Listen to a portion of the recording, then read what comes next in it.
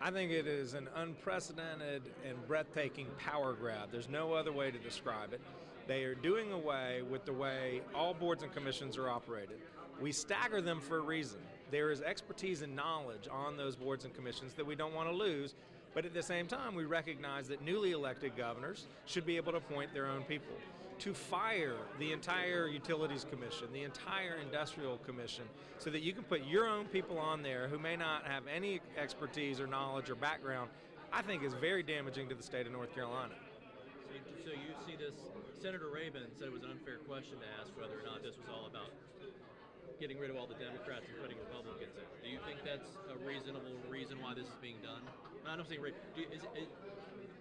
talk about that, I guess. First of all, not everyone who's on these boards and commissions are Democrats.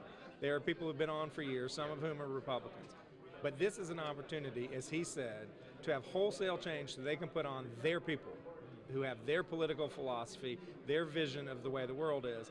Look, they won. I understand that Governor McCrory gets to make appointments, but you do not fire an entire Utilities Commission who's done an admirable job balancing the needs of the utilities on the one hand and ratepayers on the other hand. And that's what they're doing. They're throwing the entire thing out so they can put their folks on. It's just wrong. What did you think about the proposal to add 2 justices to the Supreme Court? I thought it was laughable, and I'm very pleased that Senator Newton issued an amendment to remove that. That is court packing 101. Franklin Roosevelt tried it, and it failed them because it was wrong. Even though he was a Democrat, it's wrong for Republican. I'm very pleased that was taken out of the bill. We did hear that they would plan to revisit it, though. Well, I hope they don't.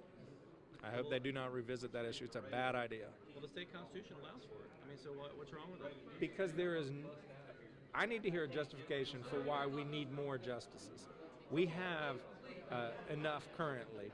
We do not need more. To appoint 2 more is to do nothing other than to allow a packing of the court. I don't think that we should get in the practice of every time there's a change in power at the legislature, we completely dramatically rewrite the way our state is organized. Yes, the new administration should have the right to set policy. Yes, they should make new appointments, but to entirely redo state government is nothing but a power grab that hurts the people. I liked your characterization of the PCS. You said, and I forget exactly how you expressed it, but you said this is breathtaking in its scope or something like that. I mean, there was so much in there. There was so much. How would you describe it? It is breathtaking in scope because it applies to 7, 8, 9 different commissions.